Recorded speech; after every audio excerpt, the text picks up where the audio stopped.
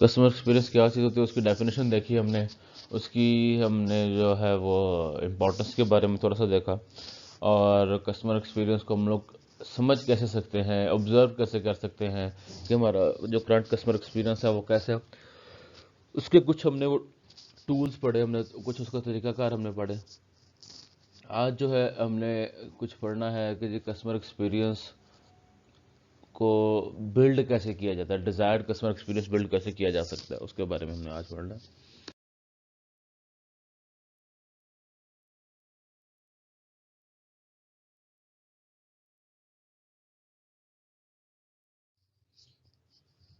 Experiential marketing strategies and tactics. कहते हैं कि जी manager wanting to improve customer experience will need answer to number of questions.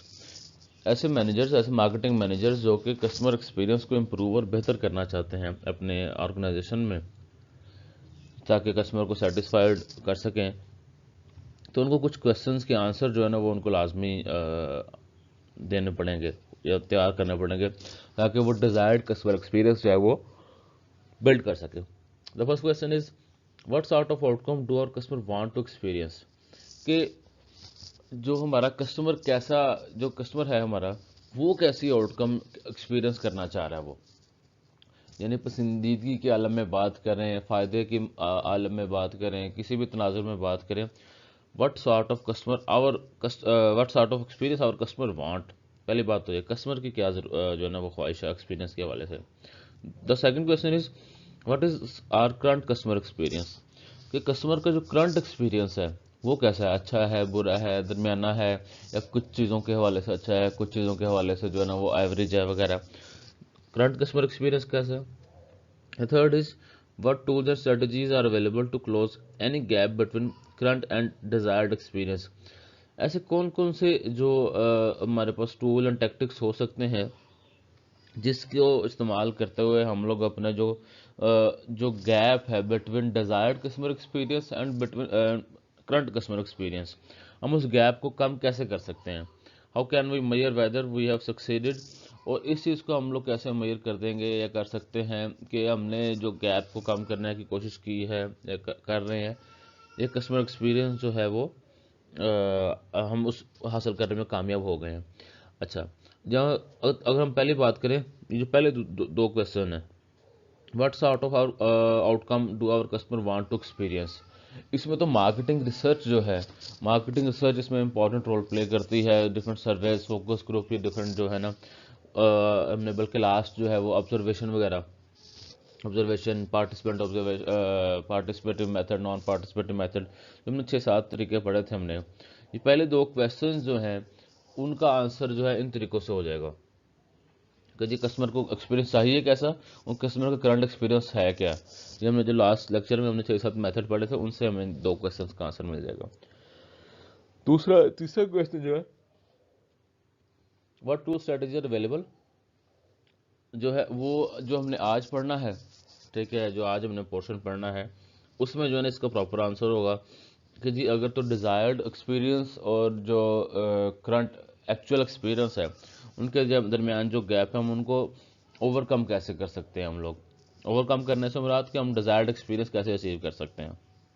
जो जो तक क्वेश्चन है how can we measure whether we have succeeded, कि जो हमारा हम ऐसे कैसे इस चीज़ का अंदाज़ा लगा सकते हैं कि जी हम लोग सक्सीड कर गए हैं, हम लोग जो है ना वो जो डिज़ायर्ड एक्सपीरियंस है वो जनरेट करने में कामयाब हो गए हैं। उसके लिए अगेन जो पहले दो सवालों को जवाब के लिए जो हमारे पास मैकेनिज्म था, जो 6-7 तरीक़ाकार हमने लास्ट लेक्चर में पढ़े थे, ये चौथे सवाल को जवाब भी उसी तरीके से मिलेगा हमें। अब आगे हैं कुछ keys to desired customer experience. आप कस्टमर को सेटिस्फाई करने वाला एक्सपीरियंस अगर बिल्ड करना चाहते हैं तो ये सबसे पहली तो ये ख्वाहिश होती है हर अदारे की जो होनी चाहिए। ये कैसे किया जा सकता है।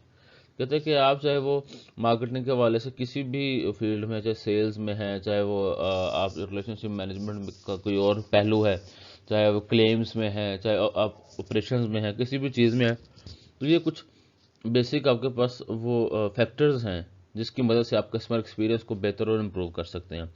The first factor is communications. क्या आप कस्टमर के साथ अपनी कम्युनिकेशन को बेहतर बनाएं। अच्छा, बेहतर बनाने से क्या मुराद है कि कस्टमर के साथ आपकी जो कम्युनिकेशन है वो टाइमली हो, ऑन टाइम हो। और ऑन टाइम होने से मुराद, ऑन टाइम होने के साथ साथ जो है वो जिस लैंग्वेज में, जिस पर्टिकुलर कॉन्टेक्स्ट में उसको कस्टमर सुनना चाह रहा है उसमें हो। अब इस कम्युनिकेशन से मेरे जो माइंड में एग्जांपल आ रही है, फॉर एग्जांपल आप किसी बैंक का क्रेडिट कार्ड आपके पास है, आप क्रेडिट कार्ड यूज़ करते हैं उस बैंक का। अच्छा, आप क्रेडिट कार्ड यूज़ करते हैं तो क्रेडिट कार्ड की जो आपने क्रेडिट कार्ड से कुछ चीज़ें खरीदी हैं, फॉर एग्जांपल आपने कोई 80-90 हज़ार रुपये की या 1 लाख रुपए की चीज़ें खरीदी हुई हैं क्रेडिट कार्ड से। अब उसका जो है ना, क्रेडिट कार्ड का जो प्रॉपर वर्किंग का जो वे है उसमें करते हैं कि बैंक्स जो है ना, आपका जो नेक्स्ट मंथ में का जो आपने बिल पे करना है ना क्रेडिट कार्ड का, वो प्रीवियस मंथ की तकरीबन 15 नवंबर को आ जाता है। जैसे आपने दिसंबर में जो बिल पे करना है ना अपना क्रेडिट कार्ड का, उसकी जो डिटेल है ना वो आपको 15 नवंबर को मिल जाएगी आपको। और उस पर लिखा होता है कि जिसकी जो लास्ट डेट है, जो डेडलाइन है आपकी इसकी जमा करवाने की, पैसे जमा करवाने की, वो 7 दिसंबर होती है आमतौर पर, 6 या 7 तारीख होती है नेक्स्ट मंथ की। अब उसमें अगर तो फॉर एग्जांपल 15 नवंबर को बिल आया ही नहीं है, कस्टमर के माइंड से भी स्किप हो गया, बिल आ रहा है जनाब आपका जो है ना वो 1 दिसंबर को, तो हो सकता है कस्टमर ने कहीं से पैसे अरेंज करने हों या ऐसा कोई मामला हो कि अरेंज करके बैंक को पे करना हो। और अगर वो नहीं करता ऐसा, 7 तारीख तक पेमेंट नहीं करता, उसको फिर फाइन पे करना पड़ेगा, पेनल्टी साथ पे करना पड़ेगी। अब वो पेनल्टी जो है वो अवॉइड हो सकती थी अगर तो मैसेज जो है 15 नवंबर को मिल जाता कस्टमर को।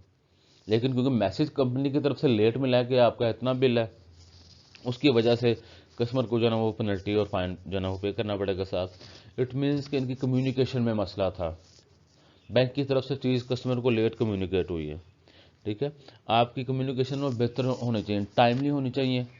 दूसरा इसमें एक और चीज़ भी है कि जैसे डिफरेंट किस्म की प्रमोशंस जो है वो होती हैं। आपको याद होगा मैंने वो उसमें बताया था जब हम लोग एक पर्सनलाइजेशन के हवाले से पढ़ रहे थे इसी सेमेस्टर में, मिड टर्म से पहले की बात है, कि जैसे अगर एक कसाई की दुकान के अंदर एक कोई बंदा जाता है गोश्त लेने, तो कसाई उसको विद नेम मुखातब करके वेलकम करता है, तो वो एक ज़्यादा अच्छा इंप्रेशन रखता है एज़ कम्पेयर टू कि वो कहते हैं जी सर आए, क्या चाहिए आपको।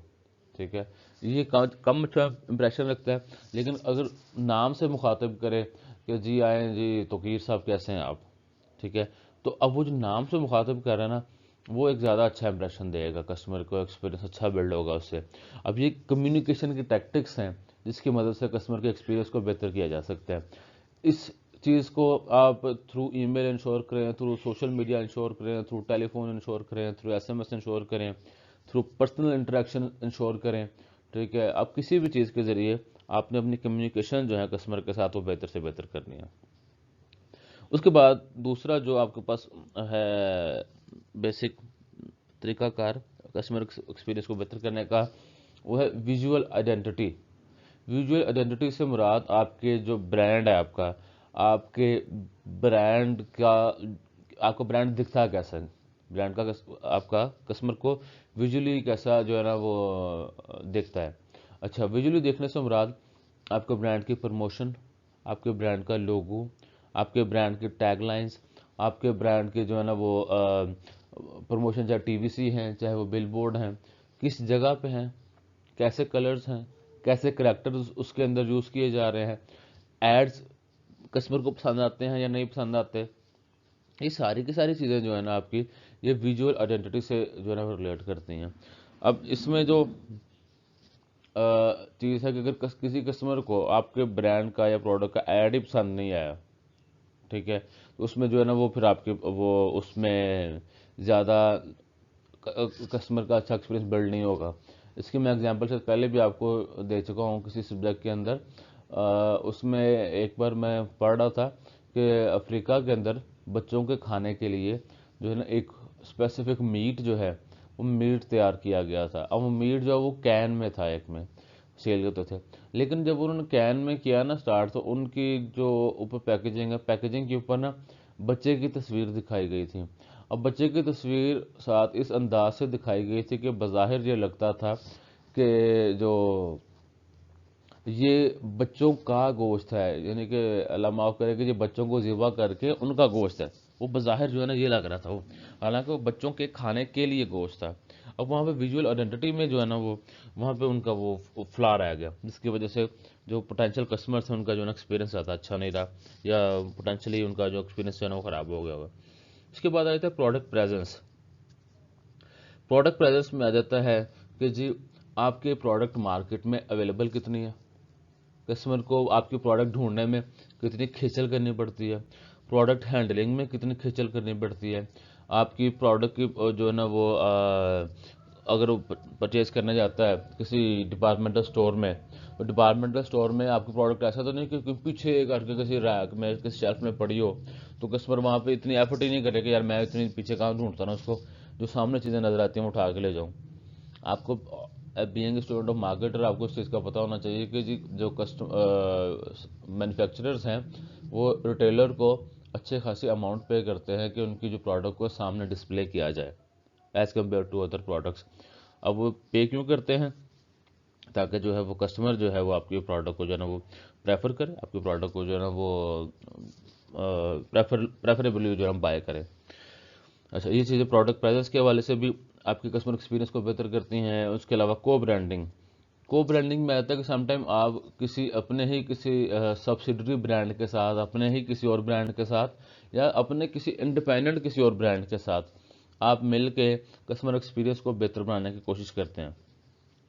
अब उसकी मैं अगर आपको एग्जांपल दूं कि आप एक है आपका सिनेमा है आपका, अब आपका सिनेमा है तो आप अपने सिनेमा के अंदर आप इंटरवल, ज़ाहिर मूवीज़ में आता है, मूवीज़ में इंटरवल आता है, तो आप अब मूवीज़ में इंटरवल में लोग जो हैं रिफ्रेशमेंट के लिए कोई ना कोई चीज़ खाने पीने के लिए वो पास जो भी कैफेटेरिया होता है, कैफेटेरिया से चीज़ें, पॉपकॉर्न हो सकते हैं, बबल्स हो सकते हैं, कैंडीज हो सकती हैं, बेवरेजेस हो सकते हैं, वो वहाँ से ख़रीदते हैं।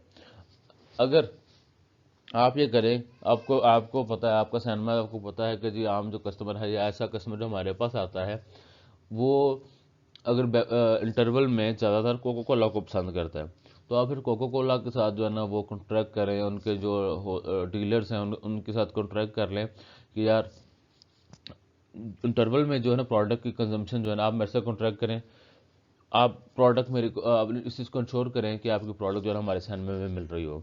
आप कोको कोला के साथ मिलकर इस तरह के वेंचर आप कर सकते हैं जो कि कोको कोला की कंजम्पशन को भी इंक्रीज़ करे और आपके कस्टमर एक्सपीरियंस को भी बेहतर करे। ये एक को ब्रांड की एग्जांपल हो सकती है। इस तरह की कोई और मल्टीपल ब्रांड्स मिलकर कस्टमर एक्सपीरियंस को बेहतर करने में कोई ना कोई रोल प्ले कर सकते हैं। अब इसके बाद नेक्स्ट आ जाता है सेपेटियल या स्पेटियल एनवायरनमेंट।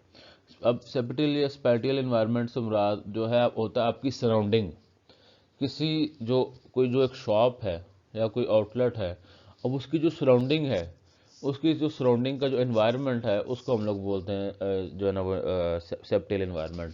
जैसे एक शॉप है, शॉप के अंदर एसी लगा हुआ है या नहीं लगा हुआ, एसी लगा है तो हीटर है या नहीं है, पंखे हैं या नहीं है, वहाँ पे पेंट वहाँ पे कैसा हुआ है, वहाँ का फर्नीचर कैसा है, वहाँ पे स्पेस कितनी अवेलेबल है, ठीक है, और वहाँ पे जो है वो कोई डेकोरेशन वगैरह कैसी है। ये सारी की सारी चीज़ें आपके सेप्टियल एनवायरनमेंट का ऐसे में आती हैं। अभी जो सेप्टियल एनवायरनमेंट है ये चीज़ भी कस्टमर एक्सपीरियंस को बेहतर करती है। इसकी बड़ी एक जो है ना वो रोज़मर्रा की जो एग्जांपल है, रोज़मर्रा की एग्जांपल वो तो आप किसी भी शॉप में चले जाएँ, आप किसी भी शॉप में चले जाएँ तो जो है ना हर बंदा जो है वो सिर्फ ये नहीं कि जी मैं अच्छा कपड़ा बेचता हूँ, वो अच्छा कपड़ा बेचने के साथ साथ आपको अपने रैक्स बड़े फैंसी किस्म का रखेगा कि कस्टमर को रैक्स भी अपील करें, लाइटिंग बड़ी जो है ना वो इस तरह की रखी जाएगी, लाइटिंग भी कस्टमर को अपील करें।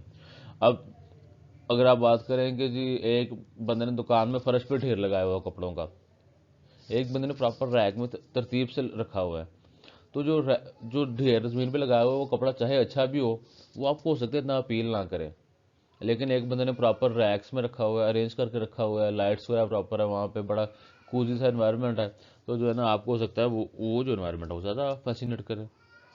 इस चीज़ से भी आप कस्टमर एक्सपीरियंस को जो है ना वो इम्प्रूव और एनहांस कर सकते हैं। द नेक्स्ट थिंग इज़ आपका वेबसाइट्स एंड इलेक्ट्रॉनिक मीडिया। आप अगर वेबसाइट या सोशल मीडिया वगैरह आपकी आपकी वेबसाइट है या सोशल मीडिया पे भी आपका कोई अकाउंट है आपका या हैंडल है ट्विटर वगैरह पे, वो कितने अच्छे तरीके से मैनेज किया हुआ है आपने, ये चीज़ें भी मैटर करती हैं आपकी। अब आप अब जितने भी अच्छी जो कंपनीज़ हैं उनमें से मोर देन 90% जो है, बल्कि जितनी भी अच्छी कंपनीज हैं तकरीबन सारी कंपनीज ने अपनी वेबसाइट लाजमी बनाई होती हैं, और उन जिन्होंने वेबसाइट बनाई होती है उनमें से भी मोर देन 90% ने अपने सोशल मीडिया अकाउंट्स भी लाजमी उन्होंने मैनेज किए होते हैं, क्योंकि आजकल ट्रेंडिंग जो ज़रूरत है उसके मुताबिक सोशल मीडिया प्रेजेंस जो है वो ज़रूरी है। अब आपकी वेबसाइट कितनी अच्छी है, कितनी अपडेटेड है, कितनी ईजी टू यूज़ है, ठीक है। अब कस्टमर ने कोई क्यूरी अगर प्लेस करनी है, कोई क्वेश्चन पूछना है वेबसाइट पे, तो क्वेश्चन पूछने का जो प्रोसेस है वो कितना इजी है या कॉम्प्लेक्स है, ये सारी की सारी चीज़ें मिलके कस्टमर एक्सपीरियंस जनरेट करती हैं, ठीक है। तो आपने इन चीज़ों पे भी काम करना है। एक तो ये आपकी ऑनलाइन प्रेजेंस को इंश्योर करना है, और ऑनलाइन प्रेजेंस को इंश्योर करने के साथ साथ ऑनलाइन प्रेजेंस आपकी वो जो है ना वो इफेक्टिव भी होनी चाहिए। ऐसा ना हो कि कस्टमर जो फॉर एग्जांपल वो क्लिक कर रहा है कॉन्टैक्ट अस पे, लेकिन वहाँ पे आपको जो वेबसाइट जो है ना वो ड्रैग करके किसी और साइट पे ले गई है, या और कॉन्टैक्ट के जो मेथड है वो भी जो है ना ईजी होना चाहिए। बहरहाल आपकी जो ऑनलाइन प्रेजेंस है, ऑनलाइन प्रेजेंस किस हद तक इफेक्टिव है, ये चीज़ भी कस्टमर एक्सपीरियंस को बिल्ड करती है। ऑनलाइन प्रेजेंस को बेहतर से बेहतर करेंगे तो कस्टमर एक्सपीरियंस बेहतर से बेहतर हो जाएगा आपका। उसके बाद आ जाता है पीपल। ये एक बहुत बड़ा इंपॉर्टेंट फैक्टर है, बहुत इंपॉर्टेंट फैक्टर है आपका कस्टमर एक्सपीरियंस को बेहतर करने के लिए।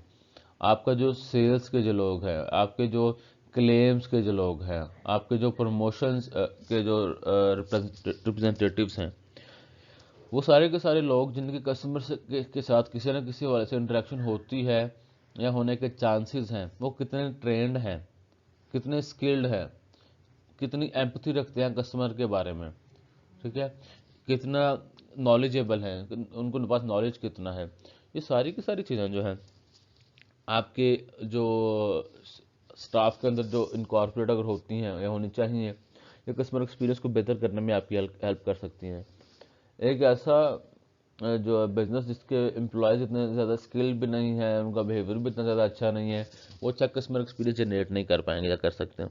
लेकिन ऑन द अदर हैंड अगर बात करें, एक ऐसी इन्वायरमेंट, एक ऐसा अदारा जहाँ पे जो उसका लोग हैं आपके स्टाफ के, वो बहुत ज़्यादा एम्पैथिक हैं, एम्पैथी रखते हैं कस्टमर के बारे में, वो जो है ट्रेंड हैं, स्किल्स हैं, they know what they are selling, they are confident about their product, ठीक है। तो वो जो है ना एक ज़्यादा अच्छा और बेहतर कस्टमर एक्सपीरियंस जनरेट करते हैं या कर सकते हैं। Customer experience and the role of CRM, ठीक है। अब कस्टमर एक्सपीरियंस का के अंदर जो है ना सीआरएम का क्या रोल है उसमें, पहले हम इंट्रोडक्शन में भी इसका हम हल्का सा आइडिया कर चुके हैं, लेकिन अभी आप लोग देखें, हमने जो सीआरएम की जो 4 टाइप्स पहले हमने पढ़ी हैं, strategic CRM, collaborative CRM, operational CRM और एनालिटिकल सीआरएम, इनका डेफिनेशन हम सबको पता है। अभी देखें, अगर तो हम बात करते हैं स्ट्रैटेजिक सीआरएम की, स्ट्रैटेजिक सीआरएम होता है कि जब हम ओवरऑल ऑर्गेनाइजेशन वाइड जो है, ऑर्गेनाइजेशन वाइड हम लोग ऐसी स्ट्रैटेजीज बनाते हैं जो कि कस्टमर रिलेशनशिप को बेहतर से बेहतर बनाने की कोशिश करते हैं। अब हम अपनी स्ट्रैटेजिक जो जो फार्मूलेशन है, स्ट्रैटेजी फार्मूलेशन है, उसके अंदर भी हम लोग अपने कस्टमर एक्सपीरियंस का जो पोर्शन है हम लोग वो रख सकते हैं। जितना ज़्यादा हमारी स्ट्रैटेजी कस्टमर ओरिएंटेड होंगी, उतनी ज़्यादा जो है ना हमारी वो कस्टमर एक्सपीरियंस बेहतर होगा। कोलैबोरेटिव सीआरएम की बात करें, जिसमें हमने कहा था कि जो मल्टीपल डिपार्टमेंट्स जो हैं वो मिलके जो सीआरएम के गोल्स हैं उनको पूरा करते हैं। फॉर एग्जांपल जैसे अगर मैं वही बात करें कि आपके जो फाइनेंस डिपार्टमेंट है और आपका जो है सेल्स डिपार्टमेंट है आपका, ठीक है, या रिकवरी डिपार्टमेंट है, फाइनेंस डिपार्टमेंट और रिकवरी डिपार्टमेंट है। अब ये दोनों मिलके उन्होंने क्रेडिट कार्ड की इन्फॉर्मेशन जो है ना कस्टमर को प्रोवाइड करनी थी। अब अगर तो फाइनेंस डिपार्टमेंट ने टाइमली रिकवरी डिपार्टमेंट को नहीं बताया कि जी इस बंदे ने इतने पैसे अभी देने हैं, तो रिकवरी डिपार्टमेंट ने आगे कस्टमर को कम्युनिकेट नहीं करना, क्योंकि उनको तो अभी तक इन्फॉर्मेशन नहीं आई। जब वो कस्टमर को कम्युनिकेट नहीं करेंगे तो अच्छा कस्टमर एक्सपीरियंस जनरेट नहीं होगा। इसलिए कोलैबोरेशन बिटवीन डिपार्टमेंट्स ज़रूरी है to build and to generate a best customer experience. Operational CRM, as we all know कि ऑपरेशनल सीआरएम से मुराद कि जो कस्टमर फेसिंग जो पॉइंट्स हमारे जो टच पॉइंट्स हैं, वहाँ पे जो सीआरएम की इम्प्लीकेशन है, उसकी जो एप्लीकेशन है, उसको हम लोग ऑपरेशनल सीआरएम कहते हैं। अब एक कस्टमर आया हमसे चीज़ कुछ परचेज़ करने, अब मैं वो क्रेडिट कार्ड वाले एग्जांपल को जो है ना कंटिन्यू कर रहा हूँ। अब कस्टमर जो है कुछ चीज़ें परचेज़ करने गया है हमारे बैंक से, बैंक के ज़रिए उसने कुछ इंस्टॉलमेंट पर गाड़ी परचेज़ करनी है उसने, अब वो क्रेडिट कार्ड के ज़रिए गाड़ी परचेज़ करना चाह रहा है। अब वो ऑर्डर प्लेस करने गया है, तो वहाँ पे जाके जो ऑपरेशनल सीआरएम वाला बंदा है वो कहता है सर जी आपको थोड़ा सा वेट करना पड़ेगा, मेरे पास अभी आपकी प्रीवियस डिटेल नहीं है। अब वो प्रीवियस डिटेल नहीं है उसके पास, क्योंकि वो कोलैबोरेशन नहीं थी। अब प्रीवियस डिटेल ना होने की वजह से जो कस्टमर फेसिंग पॉइंट है, जो सेल्स का जो पॉइंट ऑफ सेल है, वहाँ पे वो जो है ना वो कस्टमर को अच्छे तरीके से डील नहीं कर पाएगा। अब इसकी वजह से आपका ऑपरेशनल सीआरएम फेल होएगा। तो आपके जो जितने भी कस्टमर फेसिंग पॉइंट्स हैं, चाहे वो क्लेम्स का है, चाहे वो वारंटीज़ का है, चाहे वो गारंटीज़ का है, चाहे वो सेल्स का है, चाहे वो क्यूरीज़ का है, ठीक है, चाहे वो रिकवरी का है, जितने भी ये पॉइंट्स हैं, चाहे वो प्रमोशन भी एंड है, प्रमोशन एंड पे भी आपने अपनी चीज़ें स्मूथ रखनी है, इंटीग्रेटेड रखनी है, कस्टमर सेंट्रिक रखनी है, ये रखने की कोशिश करनी है, ताकि अल्टीमेटली आपका जो कस्टमर एक्सपीरियंस आपका वो बेहतर से बेहतर हो सके। अब बात करते हैं एनालिटिकल सीआरएम की। Analytical CRM as we all know कि it is about analysis and influencing result from data warehouse. अब डाटा वेयर हाउस में से रिजल्ट्स को की इन्फ्लुएंसेस जो है वो ड्रॉ करना, उसको एनालिटिकल सीआरएम कहते हैं। अब आपको पता होना चाहिए कि जी आपका कस्टमर का जो एक्टिविटी साइकिल क्या है, कस्टमर जब प्रोडक्ट परचेज करता है या कंज्यूम करता है तो किन किन स्टेजेस से गुजरता है। आपने इसका अपने जो सेट ऑफ कस्टमर्स को एनालाइज करना है, एनालाइज करके आपने प्लान्ड कस्टमर एक्सपीरियंस जो है ना वो आपने जनरेट करना या करने की कोशिश करनी है आपने। ये आपका बेसिक जो सीआरएम का रोल है, ये जो जो आप आपके कस्टमर एक्सपीरियंस बिल्डिंग के अंदर, तो आपने कस्टमर एक्सपीरियंस को बेहतर करना है ताकि आपके ओवरऑल कस्टमर रिलेशनशिप मैनेजमेंट के जो गोल्स हैं आपके वो पूरे हो सकें आपके। जी आगे कुछ चीज़ें ऐसी हैं जिनको मैं बस इनकी स्किमिंग करूंगा, ज़रा स्पीड से इनको लेकर चलूंगा थोड़ा सा मैं।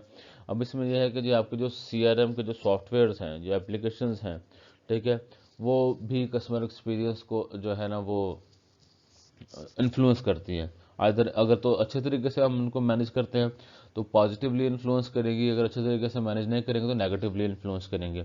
तो आपने अपने जितने भी सीआरएम रेलिवेंट सॉफ्टवेयर हैं, चाहे वो एनालिसिस के मतलब हैं, चाहे वो ऑपरेशनल सीआरएम के मतलब हैं, चाहे वो कोलैबोरेशन बिटवीन डिपार्टमेंट्स के मतलब है, आपके सीआरएम के जितने भी मॉड्यूल्स हैं, वो सारे के सारे जो मॉड्यूल्स हैं वो कस्टमर एक्सपीरियंस को इन्हांस करना चाहिए उनको। और अगर तो कस्टमर एक्सपीरियंस को इन्हांस नहीं करेंगे तो आपके जो कस्टमर एक्सपीरियंस को जो है ना वो स्पॉइल कर देंगे। अब इनको इनमें कुछ जो है ना वो कह लेंगे कुछ ऐसे करेक्टरिस्टिक्स हैं जो कि आपके सीआरएम सॉफ्टवेयर में होनी चाहिए। अगर वो अच्छे तरीके से करेक्टरिस्टिक्स आप लोग इंश्योर करवा लेते हैं तो आपकी जो है ना वो सीआरएम एक्सपीरियंस बेहतर होगा। अगर आपके वो करेक्टरिस्टिक्स आपके सीआरएम सॉफ्टवेयर के अंदर नहीं होंगी तो आप जो है ना वो आपके कस्टमर एक्सपीरियंस जो है ना वो डिज़ायर्ड एक्सपीरियंस अचीव नहीं कर पाएंगे। और वो करेक्टरिस्टिक्स कौन कौन सी हैं? सबसे पहला यूजेबिलिटी। यूजेबिलिटी से मुराद है कि जो भी आपके सीआरएम सॉफ्टवेयर्स हैं इसके दो एंड्स हो सकते हैं। एक एंड तो कस्टमर फेसिंग हो सकता है, दूसरा आपके जो सिस्टम यूज़र्स जो आपकी कंपनी के एम्प्लॉयज़ है वो हो सकते हैं। दोनों के लिए, चाहे वो कस्टमर्स हैं चाहे वो आपके कंपनी के एम्प्लॉयज़ हैं, दोनों के लिए वो सॉफ्टवेयर इजी टू यूज़ होना चाहिए, ठीक है। चाहे वो उन्हें एनालिसिस करना है, चाहे उन्होंने कोई डाटा एंट्री करनी है, चाहे कोई डाटा रिट्रीव करना है, कोई इन्फॉर्मेशन सर्च करनी है, इस हवाले से उनकी जो यूजेबिलिटी है, ठीक है, वो आपने लाजमी इंश्योर करवानी है। वो रिस्पॉन्सिव होने चाहिए, जो सा डाटा जब चाहिए जिस फॉर्म में चाहिए वो डाटा, जो डिज़ायर्ड जो एक्चुअल यूज़र्स हैं, पोटेंशियल यूज़र्स हैं, उनको वो डाटा मिलना चाहिए। अगर ऐसा डाटा जो कि जब चाहिए आपको मिले ना उस टाइम, बाद में मिले, वो कहते हैं कि जी ऐसा मौका जो लड़ाई के बाद याद आए ना वो मौका अपने मुंह पे मार लेना चाहिए। तो ऐसा डाटा जो कि आपको वक्त टाइम पे मिला ही नहीं है, मिला ही बाद में, तो ऐसे डाटा का कोई फ़ायदा नहीं है।